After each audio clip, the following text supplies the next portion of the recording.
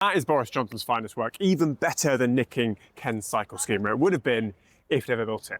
Welcome to Almost London, where we're using AI to reconstruct London's lost ideas and work out, should we have built them? This is the Garden Bridge, commissioned in 2013 by TfL and designed by Thomas Heatherwick, and originally planned to be entirely private funded. But the key question for today's video is, can I get through this entire thing without committing libel? It would have been right here between Waterloo and Blackfriars Bridge, and unlike other bridges, it had a curfew. 366 metres long, 30 metres wide, and as the name suggests, had gardens. So should they have built it? And more importantly, why didn't they? Well, there are two issues. One, they couldn't agree what the bridge was for, and two, Boris Johnson. In May 2012, Boris Johnson's elected London Mayor again, and to everyone who couldn't vote, sorry, we're not sure what happened there. Shortly afterwards, Joanna Lumley writes him a letter asking for a garden bridge. They have some meetings with Thomas Heatherwick, who gets the £2 million contract to design the bridge. Next February, Boris and Heatherwick fly up to San Francisco to see if Apple would sponsor the bridge. And then they put out the request to designers to design the bridge. Of course, at this point, Heatherwick has already designed his bridge. Now, the tender asked for bridges to cross the Thames for pedestrians, but then they were reviewed on how much of a cultural icon they were. This is a problem. Heatherwick got a 4 for relevant design experience. The other two submissions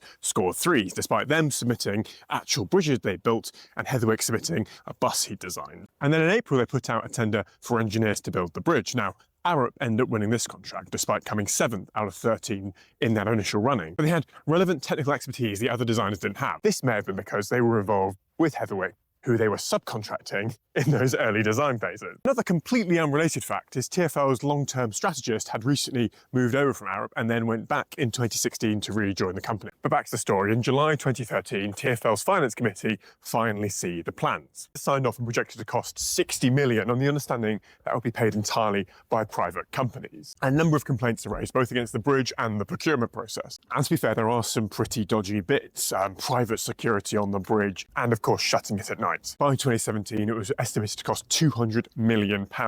60 million of that was now being paid for by the government and by TfL, 63 million from private donations. The rest of it was a bit of a, we'll find it on the way. When Sadiq Khan gets into power, he scraps the entire thing at a cost of £43 million to the taxpayer. Questions of where the rest of that shortfall were going to come from, and who'd already made quite a lot of money on this, were still left hanging. But let me know in the comments, should we have built it? Should we have built it if we didn't have all the alleged corruption? Make sure you like and follow for the next episode of Almost London. I'll see you very soon.